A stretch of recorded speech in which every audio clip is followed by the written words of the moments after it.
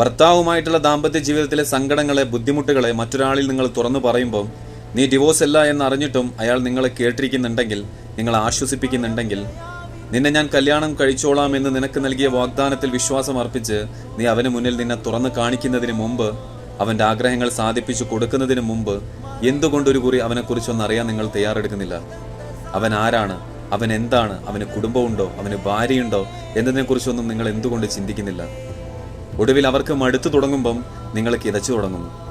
ഇനിയും നീ മനസ്സിലാക്കാത്ത, അല്ലെങ്കിൽ അറിഞ്ഞ ഭാവം നടിക്കാത്ത ഒരു സത്യമുണ്ട്.